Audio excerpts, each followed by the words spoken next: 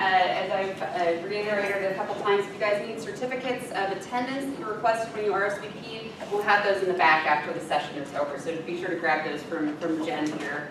We're done. This is Jen, yes. And also, as we're getting started, I wanted to give my thanks to all the folks here who helped make this session possible. First, Jen Walsh, who we'll be talking a little bit about later, our Student Research Engagement Coordinator for College of Public Health. Also, Amaris Winbush, who's the undergrad representative to the Research Committee, has been really helpful in publicizing and promoting this to folks. Also like to really thank Charlotte Wood, our administrator for the Research Committee, who is responsible for bringing all of this lovely pizza to you guys, and Matt Sullivan, who's helping us with recording this for those folks who aren't going to be able to attend.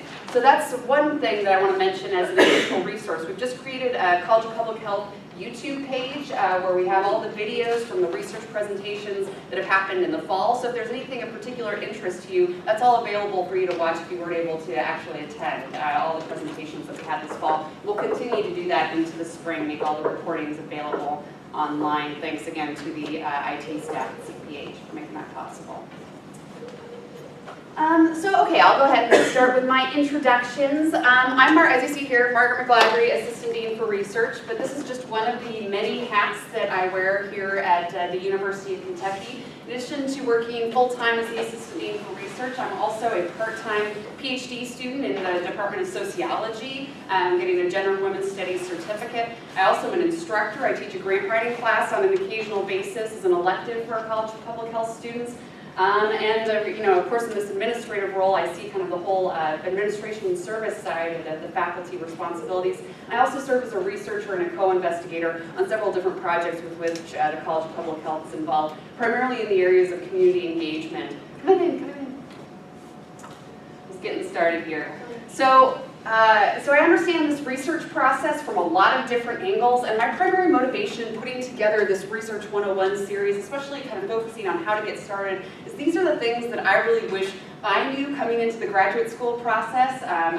In terms of my background, and this explains a little bit about how I'm in the Assistant Dean for Research role. My undergraduate training is in journalism. I got my master's in communication here at UK, and through the course of that process, I worked as a research assistant for several different faculty at both the College of Public Health and the College of Communication. And between my undergrad and graduate degrees, I worked for a civil engineering firm for 3 years doing proposal development. So I had a lot of proposal writing skills that I then was able to help research faculty with at the College of Public Health. But if I hadn't had that really weird and idiosyncratic career trajectory that brought me to this point, there'd be no way I would have understood the research administration mechanisms and the ways in which the graduate students can engage with research. And so the things that I'm going to be sharing with you today are the things that I've kind of learned the hard way in terms of doing it through the course of all the various different hats I wear here at the University of Kentucky. I want to give you guys an orientation to some of the things I wish I would have known. So let's start at the very beginning. There are no dumb questions. Can I get anyone to define research for me? How would you define what research is? Anybody? Asking questions. Asking questions? Yes, definitely. Trying to find the answer. Yes. And coming up with a systematic way to find the answer. Yep. Testing hypotheses. Testing hypotheses, yep. Anything else to add to that? Yes, it is all of these things, but according to the federal government, research is a systematic investigation designed to develop or contribute to generalizable knowledge. So that's our unofficial that's our official definition that the Common Rule gives us that governs all of human subject protection, so determining what needs IRB review and that kind of thing. But from my perspective, there's also an unofficial definition that is worth knowing. The research is a profession in the business of producing knowledge and has the same politics, financial imperatives, and unwritten codes of conduct as any other business. And so this is important for me in coming into graduate school because my family is all like music teachers and stuff, so like I have no socialization into this environment. And a lot of people who are successful as professors, their parents were professors too. So there's a lot of unwritten codes of conduct for how you engage in the research process that people don't necessarily talk about explicitly, and these are the things that I wanted to talk a little bit about today. Because we do a disservice to both graduate students and undergrads by not preparing them to think about some of these unofficial aspects of what research is and what it involves. So, why do research now? First of all, I want to get a sense of who we've got here. Raise your hands if you're an undergrad student, CPH student, right? Good representation, great. Raise your hands if you're a first-year master's student. Heard a few of those. Second-year master's student? Okay, great. And doctoral students. A few doctoral students in here, great, great. So who wants to stay in academia? Who's planning on staying in academia? Thinking about it? Who's thinking about staying in academia? How about that? Okay. Who's more interested in some kind of professional practice setting after finishing their degree?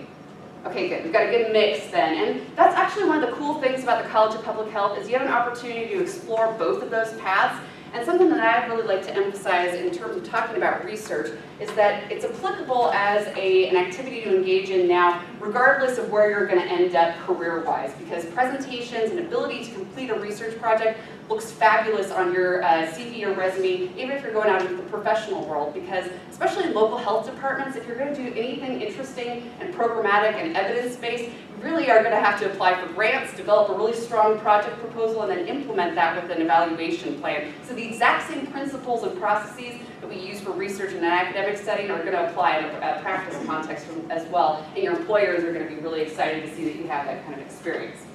So something I really hammer home in terms of being in both undergrad and graduate school is this is your unique opportunity when you have some protected time and a lot of resources to do research. There won't be another time in your lives where you have the resources and the opportunities and the data sets and the access to people who have expertise in the areas that you're interested in as you do right now. So learning from mentors who've successfully navigated the politics and conventions of research, so it's not just learning what they know in terms of the content area, but how they are successful as professional researchers in terms of grant applications. Mostly, I think a really important aspect of that is working with your mentors on the publication process, because the process of submitting a manuscript and reviewing it and responding to reviewer comments involves as much knowledge of the content area as it does savvy regarding how to correspond professionally with the editors and reviewers involved with that process. And another important aspect of this is that you have a chance to kind of explore your interests before committing to a specific research area. So you can kind of use trial and error to figure out what truly interests you, because by the time you're done with your degree, you're going to want to specialize. You're going to want to show that you have a specific area of content expertise that you'll be able to move into. So this is your time to explore and see what it is that you're really interested in. And then also, again, as I mentioned before, making your resume and CV stand out to future employers. If you're thinking about going into the academic trajectory, even if you're an undergrad looking to go into graduate school, any experience you have with the research process, I guarantee you is going to make you far more exciting and compelling as an applicant to graduate school. If you have research experience, that is one of the best things you can do to move your application to the top of the admissions committee pile. And of course, for someone like me who's a graduate student, you know, I have 10 peer-reviewed publications, and I haven't even started my dissertation project yet. And the goal of that is to make sure that I have a really solid CV by the time I finish my PhD, because increasingly the job market expects you to come into your first junior faculty position as an assistant professor with a solid publication record. They don't see graduate school as like an incubation period when you start publishing after your dissertation. You got to be working throughout your graduate program and being productive in your graduate program according to the new expectations of graduate school training. So that's different from discipline to discipline, but in the social sciences and in public health, they really want to see that trajectory of experience as a publisher and as a researcher during your graduate school experience if you want to go into academia. And again, like I said before, having publications and presentations on your resume or CV for non-academic kinds of jobs really makes you stand out. It shows that you can get up in front of a group of your peers who understand the content area and present a project that you've designed and crafted and taken all the way through and deal with different kinds of questions from the audience. It really conveys a lot of professional aptitude if you're able to do presentations and other kinds of publications during your graduate or undergraduate career. So, and another point regarding this successfully learning from mentors and that kind of thing. Another aspect, in addition to the process of submitting manuscripts and dealing with reviewers and dealing with editors, is the process of even selecting a journal. It's as political as anything, right? One journal may have an editorial board that has this particular set of interests that you won't necessarily know about unless you know the people involved with that. So your faculty members who you're working with may already have relationships with members of the editorial board and have a sense of their expectations, their interests, for different kinds of research projects that are, again, informal, not necessarily written down in the author instructions. So those relationships become really important for us. So I'm going to outline here some really practical steps, and you guys have these in the handouts that I've given you with lots of different links that I hope you'll take advantage of. But I'm going to outline some really concrete steps for things that I would recommend that you pursue either at the graduate or undergraduate level to be ready to participate in research. So first off, if you haven't done it already, go ahead and complete the required mandatory education for human subjects protection and training. And I've got all the instructions here for what you need to do. This is essentially the certification that you need in order to be listed as key personnel on an IRB protocol and have access to identifiable data. So this really gives you the credential that you need for your faculty member to add you to a protocol or for you to submit your own IRB protocol for a project that you're doing as a capstone or something like that. So anytime you engage in research, even the capstone or your dissertation, the protocol has to be reviewed and approved by the IRB at UK, Institutional Review Board. I'm sorry, IRB that's what the acronym is. And that's the other thing in grants and research and all that kind of stuff. We speak in acronyms, so please stop me if I'm using acronyms that are like everything is an acronym and it's all overlapping stuff that doesn't necessarily, like it's defined one way in one group and one way in the other group. So if I'm speaking in acronyms that you're not familiar with, please stop me. And again, the reason to get IRB review on your project is that you can't publish or present anything from your research unless you have this clearance. No journal is going to publish your work without having IRB review of your project. So you also can't receive funding for that. And I think the most important aspect of the IRB, and people think about it as a scary thing to put together an IRB packet and have people look at it and provide these kinds of comments. Really, it's another group of, aside from your committee, who's taking a really hard look at your research protocol to help you think through issues of design and ethics that you might not have considered. So as long as you give yourself enough time with the IRB review process, it can be really productive and really constructive. And the other thing that I want to emphasize about the IRB is that you have the IRB board members, the faculty members who actually review the applications and provide the comments and the approvals and that kind of thing. The Office of Research Integrity also has staff members who are responsible for each of the IRBs. They're the administrators for each of the IRB boards. And they are not reviewers of the protocols, but they know exactly what the reviewers are looking for and can look at your protocol ahead of time, help you identify problems, things that are going to be issues for the reviewers, so that you can troubleshoot them before you even submit the thing, which can really prevent a lot of different problems down the line. Yes? What office was that? So you're right there. Office of Research Integrity. So this, so if you go to the root of this link that I've got here, ORI, that'll take you to them. And their staff directory lists out who the appropriate person is to talk with. And I just had a consultation with them 2 weeks ago on my dissertation project. And if you give these folks information about what you want to do and how you want to do it, they can help you figure, their goal is always to figure out a way to say yes to you doing your project and how to do it as best you possibly can. They're not looking to stop you. They're not looking to put undue obstacles in your way. They want to help you figure out what's going to be an issue before your project goes up for the IRB review. Yeah?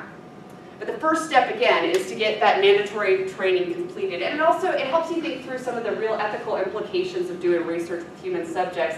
That we cover some in class, but it really gives you an orientation to what the feds see as the important issues related to human subjects protection.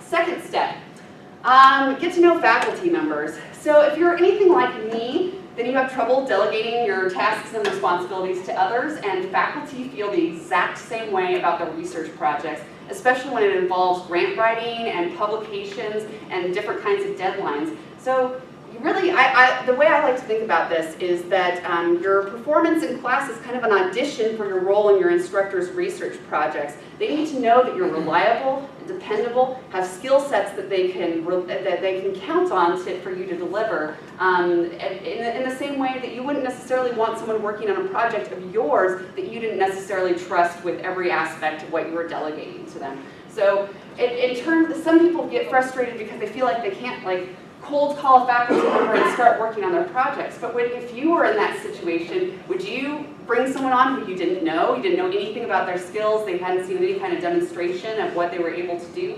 So I really recommend, as a first step to orienting yourself to faculty members, is using class time to get a sense of what your instructor's research agenda is.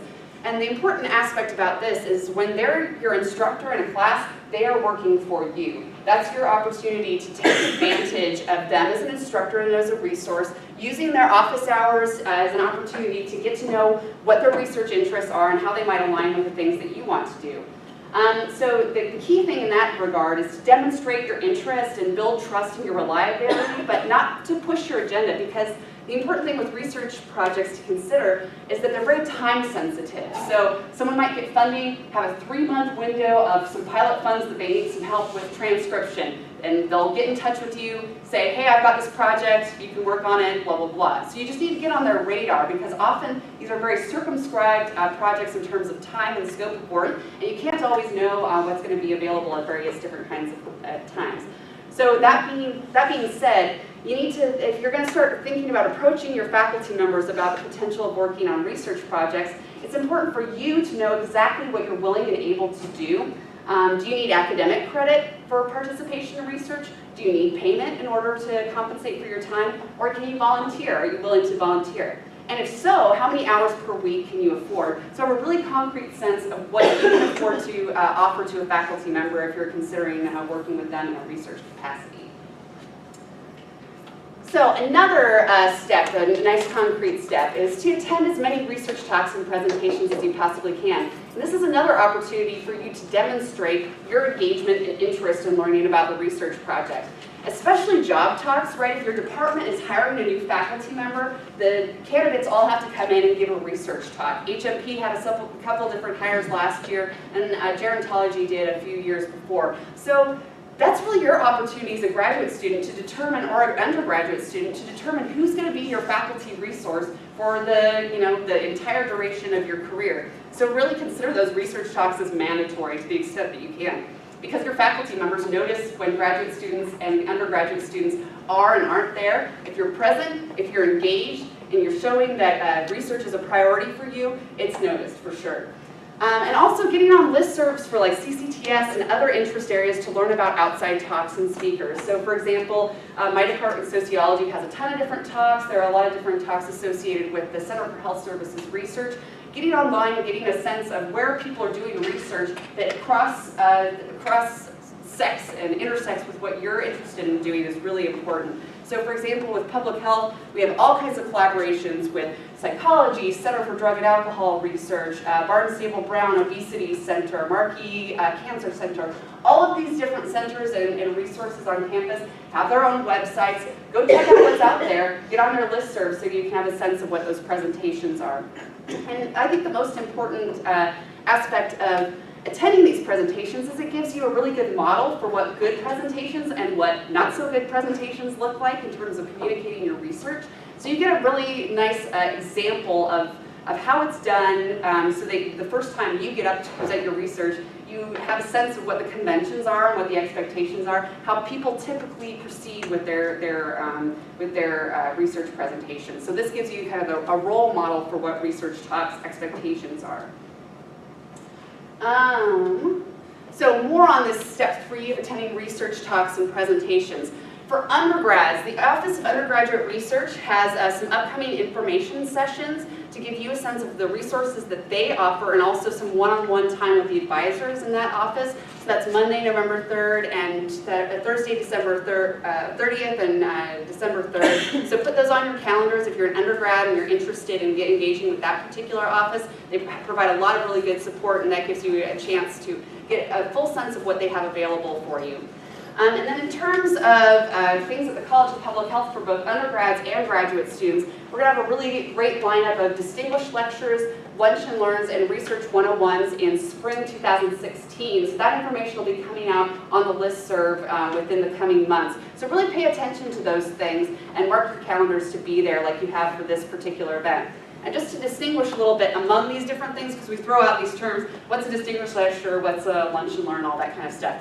Distinguished lecture is when we bring in a high-profile researcher in an area relevant to public health who gives a research talk on a topic of applied and research interest. So we had Sam Friedman, who's part of the National Research Institute on HIV/AIDS, come and talk about the epidemiology of HIV/AIDS risk networks from a network analysis perspective. We also had the director of the Iowa Injury Research Center who talked a lot about strategies for preventing teen accidents and driving as they're learning how to, like vehicular accidents and that type of thing. So these high-profile researchers from across the academic spectrum relevant to the College of Public Health. And we'll have at least two big speakers from outside the University of Kentucky in the spring. And also Dean Arnett will probably be doing a distinguished lecture on her research interests in the epidemiology of cardiovascular disease. So lunch and learns are different than distinguished lectures in that we're typically focusing on a specific professional development type of skill. So some of you might have attended the talk last week on improving the visibility of your research, so understanding impact factors, citation counts, that kind of thing, which is a really tangible, practical skill relevant to research. And our other lunch and learn this year was on similar kinds of topics, building kind of your research skills. And in the spring, we're hoping to do a lunch and learn on the topic of CV and resume development. So all of the lunch and learns are going to be something directly relevant to some aspect of your professional life as a researcher. And the Researcher 101 series, which is a relatively new offering, is something that Jen and I coordinate specifically for undergraduates and graduate students. So it's all topics relevant to where you are here. Last year we did one on preparing and presenting posters, if you have a poster presentation, also a crash course in grant writing, several different opportunities for learning about research that is specific to students and what students are interested in. Some other seminars that are worth paying attention to. If you're in health management and policy, they have a regular, typically monthly departmental research talk series. Those aren't always as well publicized as some of our other opportunities, but if you're in the department, make sure that you're aware of those. Mel Hall, the administrator for the Department of Health Management and Policy, has all that information, so be sure to get there if you're involved with that department. Also, again, the Center for Health Services Research, they have regular talks. If you get on their listserv, then they work specifically with health outcomes and service delivery in healthcare settings. So it's often relevant to HMP folks, but also they bring in folks from health behavior, several of the other related disciplines, and that kind of thing. Yes, and also another relevant one, thank you for that, Jen. Pilots in Pizza, which is offered by the CCTS Biostatistics, Epidemiology, and Research Design Core that's headed up by Dr. Criscio and Dr. Bush from Biostatistics. They are a free consulting resource for research design relevant to quantitative studies. And the Pizza and Pilot series, and I'm going to look, I think it might be December 7th is the next one. Every month they have specific research design discussions. Yes, it is on December 7th here in, or I guess it's over in MDS. So the Pizza and Pilots is another great opportunity to think about applied statistical research design. They're really looking specifically at those questions that are relevant for grant development and project development. So it's a really useful resource as you're starting to think about the design of your projects. And also, okay, so step 4, beyond CPH. We have a lot of resources here at CPH, but beyond CPH, getting to know non-CPH resources.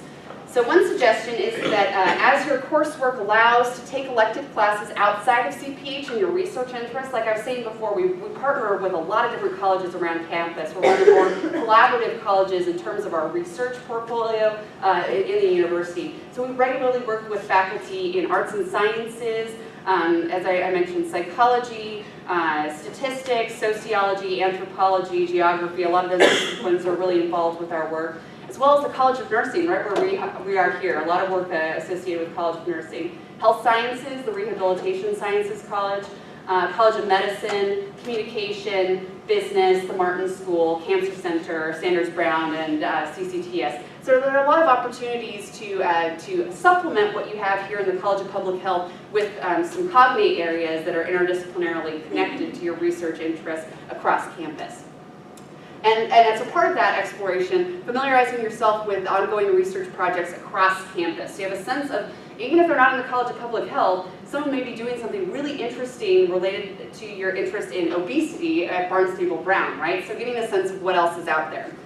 And in terms of some of those other resources for grads and undergrads outside of the College of Public Health, I'd like to encourage you to pursue some of these different opportunities. So CCTS has a specific training page, and it provides structured training and mentoring opportunities and funding as well. So you can get a certificate in translational science and in research design through the CCTS.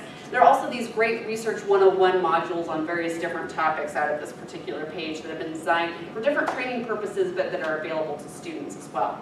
And for undergrads, register with the Office of Undergraduate Research. That allows you to get on in their database so that when faculty members are looking for specific students with specific skill sets, the Office of Undergraduate Research is able to run different reports and identify. They play kind of matchmaker or liaison between undergraduate students and faculty who might want to be working with undergraduate students. And we also have a great opportunity in the College of Health Sciences that I mentioned earlier. They've developed a certificate that any undergraduates at University of Kentucky can obtain through health sciences, a certificate in research and human health sciences. So I've got the link here for that information on that. So you can get an actual certificate and a structured mentoring opportunity associated with your undergraduate degree. That's brand new, and it is open to College of Public Health undergraduates as well as the health sciences undergraduates. All right, so another step to consider, especially if you're kind of, for those of you who are in like second year of your master's program, think about presenting class papers, thesis, capstone projects at different local conferences. So I want to go back to this point of even class papers. So if you're putting together a big research paper or a lit review or some kind of systematic assignment as a part of your class, that's a contribution that you can consider repackaging for presentation. So specifically, I want to highlight some opportunities that are very graduate and undergraduate student friendly. The first of which is the CCTS Annual Conference, which will be April 21st, 2016. This is where we host our CPH Research Day. So that's where we have like 4 oral presentations, students that are selected to actually present their projects, and then the rest of the students provide poster presentations. There's cash awards for that. The panels and presentations are judged by 6 different faculty members representing each of the departments in the College of Public Health. Brad back here has won several awards associated with Research Day. Have you not? Yes. Last year. Could you talk a little bit about your experience with that? Yeah, I had a podium presentation, and I won first place with an MPH Master's Division, and with a cash prize of $500. Woohoo! Yeah. So great, you get that experience presenting, you get solid feedback from your faculty members, and you have the opportunity to win a prize. And in any case, either if you win the award or simply present, that's a really nice, solid line on the CV. So Research Day, we have the date set, of course, but the submission process isn't yet set up. Yes, ma'am? Do you know, and she might also know just from doing it last year, when are abstracts due for that? Abstracts won't be Normally due, they're like it's not multiple months. released yet. I'm guessing it'll probably be in February-ish and stuff. So all of you guys who've attended this session, we've got your email addresses, and we're going to be providing, through Jen and the work that she does, a digest of research-related stuff. So all of the research events, these kinds of things like calls for abstracts that are specifically relevant to students who are engaged with research. So just keep your eyes peeled for information from us about the deadlines. But it'll probably be January or February or so that we're looking at for the submission process. It's a very simple process though. All you need is a straight up abstract, regular abstract prepared, and a title, right? And typically you need to list a faculty mentor. But if you're thinking about preparing for Research Day, really all you need to have is the same kind of abstract that you would provide as part of developing your project anyway. So it's nothing beyond what you would already have developed for your capstone project. If you're doing a class paper though, you might not have had to do an abstract. So if you're feeling like you want to get prepared for Research Day, you can always develop an abstract. Again, that short summary of what your research project seeks to accomplish in anticipation of Research Day. Another great opportunity, especially for those of you who are looking at getting into the practice community, is the Kentucky Public Health Association annual meeting, April 12th through 15th. And that's going to be in Owensboro this year. If you're able to present at KPHA, you're presenting essentially not only to other people who are in the research community, but also to future employers, especially if you're interested in working in the practice context. So all the local health department directors, everyone who's involved with the Department for Public Health attends this meeting on an annual basis. So it gives you a chance to connect your research with the practice community, a really, really great annual meeting to attend. And also very affordable. Oh, and the other thing about CCTS, it's entirely free for people to attend. You just register, you go down to, I think it's at the Marriott downtown, either the Marriott or the Hilton downtown. They pay for your food, it's a great day, you learn a lot from the various other disciplines involved. And KPHA is a small registration fee, but because it's local, it really is very affordable. And for undergrads, there are a lot of distinct opportunities that arise from working with the Office of Undergraduate Research, specifically the National Conference on Undergraduate Research, which is actually going to be somewhat local this year in Asheville, North Carolina. It was here at UK 2 years ago. That's a really wonderful opportunity for undergraduates to present at a higher profile conference, as well as the Undergraduate Scholar Showcase, and that's only for UK students. So there's both a local and a national opportunity for undergraduate researchers to present their work, and I've got the information for that there. All right, so step 6, and here's where I'll introduce Jen Walsh. Jen, if you could stand up here so people can look here.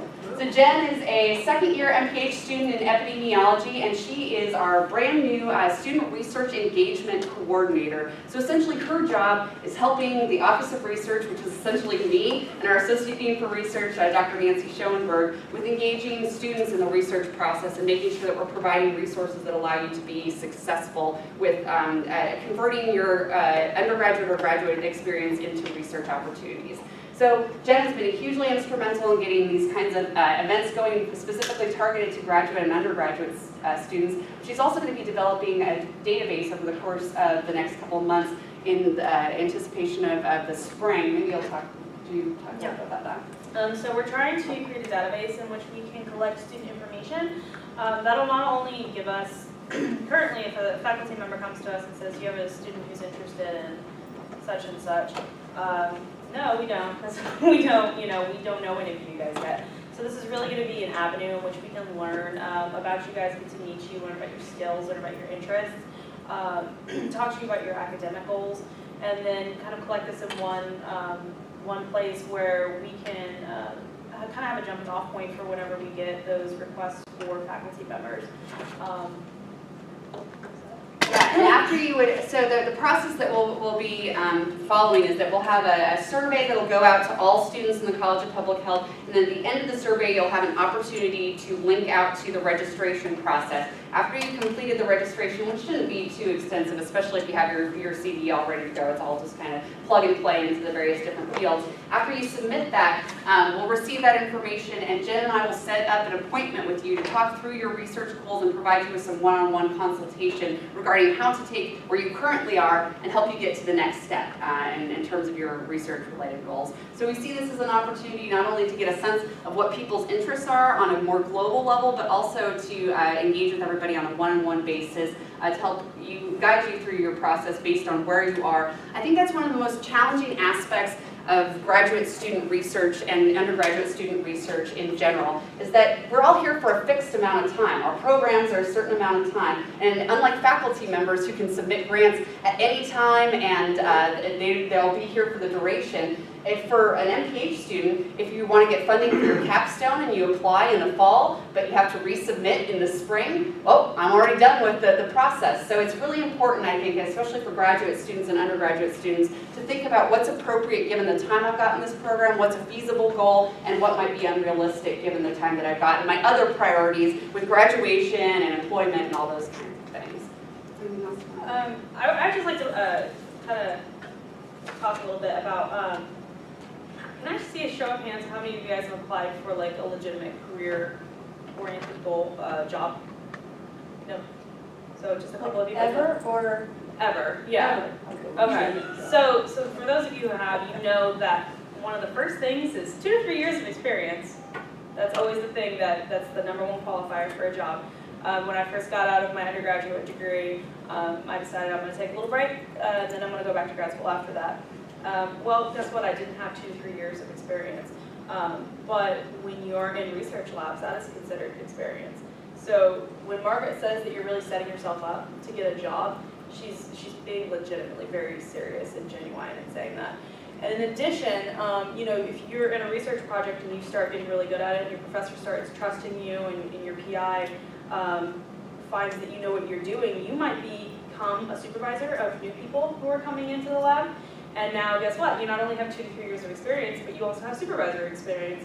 So you've become extremely marketable, and it's invaluable experience. It really is. Awesome. Thanks, Jen.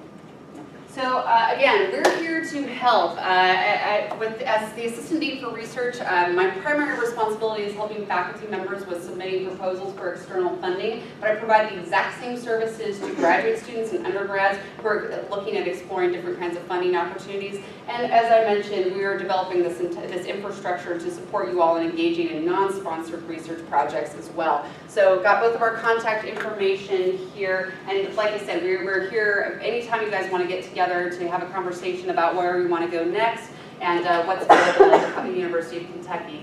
And because I operate in so many different spheres at University of Kentucky, I have a pretty good sense in my little internal Rolodex of who's doing what, who might be, especially different faculty members in areas outside of the College of Public Health and inside the College of Public Health. I know what everybody's basically doing and working on and what opportunities might be available. So I'm always happy to consult with you all as you're thinking about different opportunities for research engagement.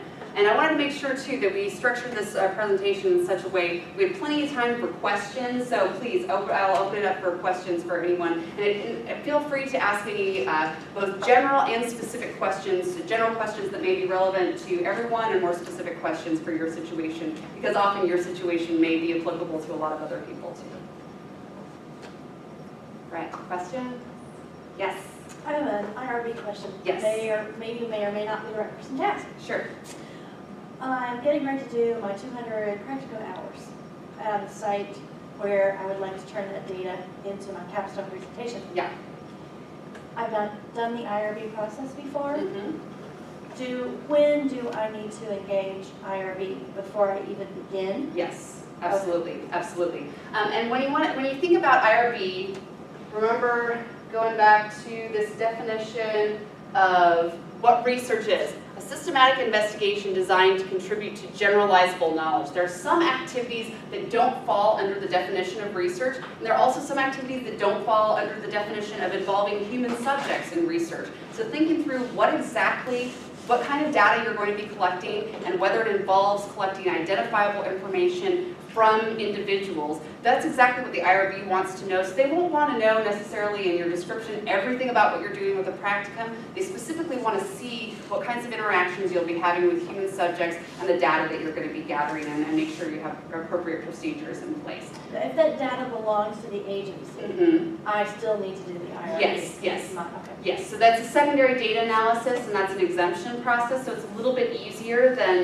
some of your other ones in terms of the speed of the review process. But you still have to provide a pretty comprehensive description with what data you're going to be using, how you're going to access it, and how you're going to be analyzing it. And I often serve, for those of you who've been in various capstone classes, I do an IRB presentation for that, and I'm kind of the resource for IRB related questions for faculty and students. So feel free to contact me as you start investigating the ORI website if you have any questions about that process.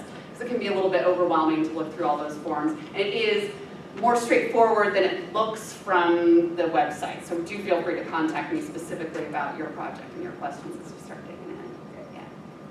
And definitely, it's really great that you're getting that IRB approval now, because it gives you the option of doing some kind of publication or presentation from that data later on. So it's really terrible, you do a project and you find, oh my gosh, this is really fascinating, it'd be great to be able to present this, but I don't have IRB approval for it. So it's better, even if you don't necessarily think you might do something with it, it's better to run it through the IRB ahead of time so that you have the option after the project's over.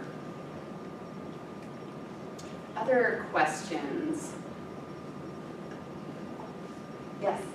It's not really a question, but so for those of you who might be feeling a little intimidated by the whole process and contacting a professor you work with, and oh my God, then they're going to know, how much I actually know, and what if I mess it up? I'm going to mess up their project. It really is a learning experience, and every single faculty member does not expect you to come in with PhD level knowledge. So please don't let the intimidation factor stop you from getting involved in any of these projects. They're really there to help teach you. They got involved in academia because this is what they love, and it's not as scary of an experience as I think that it comes off as. Yeah, and I think that's fair, especially when you think about what I was saying before. When you have instructors in class, they're being paid to teach you how to do this research process. You have their unadulterated time that you can take advantage of, especially with office hours and that kind of thing. So it's a learning by doing kind of experience if you're able to work with faculty on that. And Amherst, I just wanted to piggyback off of what Jen said. Yeah. I started my research career, you could say, as a junior, senior in high school. And I went into my first project almost blind, not knowing anything. It was for some of you guys in high school, we had to do like internships, and so that was my internship, being on a research project. And I went in blind, not knowing anything, and I think I probably learned more than I actually contributed. But that helped me coming down the line to where I am now, being involved in other research projects. What I learned my very first time, I have been able to carry with me. So it's a great learning experience, just like Jen said, I'm sorry. You don't have to come in knowing everything, and they don't expect you to know everything. You'll probably learn, like I said, you'll learn a lot more than you probably will be able to contribute. You just have to know what you know, right? And not feel self-conscious about that. No one expects you to have PhD. You're in the training process to move along that. So like you guys said, people just be honest with folks about what your experience is and in what capacity it is, and then they'll have reasonable expectations for what you can do and what might be stuff that they would want to work with you more closely to develop skills in. Yes? At this point in the semester, do you recommend waiting until the spring to contact professors? Yes, I would recommend that. But this is a great time to start thinking about the planning process. So this would be a good time to maybe get in touch with us and think through who you might want to talk with, especially based on what your class schedule might look like, and also doing some investigation of some of these resources that might be relevant for you. So getting registered, if you're an undergrad, getting registered with the Office of Undergraduate Research. So taking kind of this time with the holidays to get all of your ducks in a row, figure out what you want, and then by spring we'll be ready to launch into actually pursuing that. So that would be my advice for everybody, I guess, is thinking about this time, and that's why we wanted to do Research 101 now, to kind of plant those seeds so everybody can get their ducks in a row and think through what they might want to do, and we can hit the ground running in the spring when everybody's back. That's a great point. Mm-hmm. And I would encourage folks toward that goal, to identify a couple faculty members, especially if you're taking classes that are really relevant to your interests, talk to a few different faculty members, because like I said, timing is really key. And in some cases, faculty may not necessarily have anything that they can work with you on, but if they know about you and what your interests are and what your skill set is, then they have you in the back of their mind. Several faculty members actually keep informal Excel spreadsheets of the students they've talked with and what their skills are and what their interests are. So when they do have a project come up, they know who to contact and they have someone in mind. So think about it in those terms, that you're kind of getting on their radar and that you're available when opportunities might arise. So because that's the case, you may want to get on several people's radar and not necessarily put all of your eggs in one particular person's basket. And jumping off of that too, sometimes just in meeting a professor that you know you have no interest in working in what their area is, they know, and Margaret does this all the time for me, and I'm like, I need to find somebody who's interested in this, and she'll be like, oh, so-and-so does that. So even having relationships with faculty members that you don't necessarily feel like you want to work with, they can connect you with people that they know will want to work with you in your area of interest. That's a really good point, Jen, especially when they have collaborators in other colleges where you might not have an opportunity to take classes with them and have that audition experience. Your faculty member who knows you from class may be able to make a nice introduction for you, share your CV, say this is someone who I would work with, right, if we had similar interests, but they might be a good candidate for your project. So that's a great suggestion. Other questions, comments?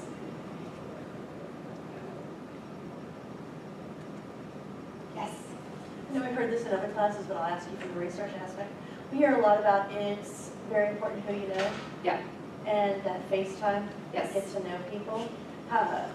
You talked about the informal rules. How does that play?